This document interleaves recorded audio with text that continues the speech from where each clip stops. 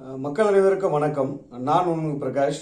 ஆக்சுவலாக வந்துட்டு அரசியலில் வந்துட்டு ரொம்ப பரபரப்பான சூழ்நிலை வந்துட்டு நிலவிட்டு இருக்கு. இப்போ வந்து அப்டேட் படி பார்த்தீங்கன்னா, தாவைக்க தலைவர் விஜய் அவர்கள் வந்துட்டு நாளைக்கு வந்து முதல்வராக வந்துட்டு பதவியேற்க இருக்கிறார். அஃபிஷியலாக சொல்லலை. ஆக்சுவலாக இப்போ வந்து 6:30 மணி 7 மணிக்கு போல இப்போ ஆளுநரை பார்க்கறதுக்காக போயிட்டு இருக்கிறாரு. ஆளுநரை பார்த்துட்டு ஆட்சி அமைக்க கோரி நாளைக்கு வந்து பதவியேற்க இது பண்ணணும் அப்படின்னு சொல்லிட்டு ஆளுநரை பார்க்கறதுக்காக போயிட்டு இருக்கிறாரு. இப்போ அவங்களுக்கு வந்துட்டு மெஜாரிட்டி கிடைச்சிச்சா பார்த்தீங்கன்னா, மெஜாரிட்டி கிடைச்சிச்சு. பிகாஸ் ஆஃப் அவங்களுக்கு ஆல்ரெடி நம்ம காங்கிரஸ் கூட்டணி வந்திருந்தாங்க. அதை தொடர்ந்து சிபிஎம், சிபிஐ இவங்க 2 பேர் ஆல்ரெடி அதிகாரப்பூர்வமாக நமக்கு லெட்டர் கொடுத்துட்டாங்க. நிர்மல்குமார் அவர்கள் வந்துட்டு போய் வாங்கிட்டு வந்தாங்க இது ரிகார்டிங்க.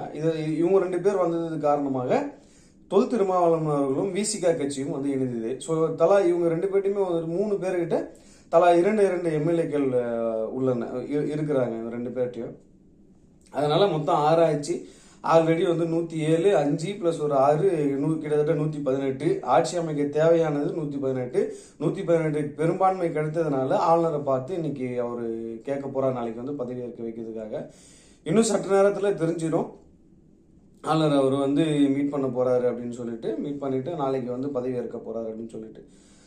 ஆனா என்ன இது ஒரு சிக்கல் அப்படின்னு பாத்தீங்கன்னா, இப்போ தொல் திருமாவளவன் இருந்தாலும் சரி, சிபிஎம் அண்ட் சிபிஐ 2 பேருமே வந்துட்டு என்ன சொல்லியிருக்காங்க பாத்தீங்கன்னா, 3 பேருமே என்ன சொல்லியிருக்காங்க பாத்தீங்கன்னா, நாங்க வந்து வெளியில இருந்து ஆதரவு கொடுக்கிறோம், உங்களுக்கு நேரடியா கட்சிக்குள் வந்து ஆதரவு தெரிவிக்காமல் வெளியில இருந்து உங்களுக்கு ஆதரவு கொடுக்கிறோம். இதற்கான காரணம் என்னன்னு பாத்தீங்க அப்படின்னா, இதுக்கான காரணம் வந்து இப்போ டிவிகே கட்சியுடைய கோட்பாடு என்ன, கொள்கைகள் என்ன அப்படின்னு சொல்லிட்டு எங்களுக்கு தெரியாது.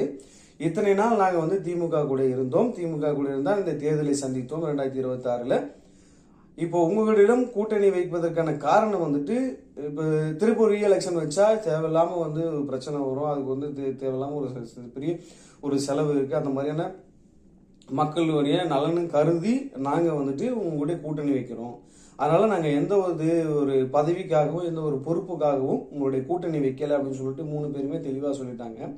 அதனால தான் இப்போ வந்து ஆதரவு கொடுக்குறாங்க. அடுத்த 6 மாதம் அல்லது 1 வருடம் உங்களுடைய கட்சிக்குரிய நிலைப்பாட்டை வந்து நாங்கள் பார்ப்போம்.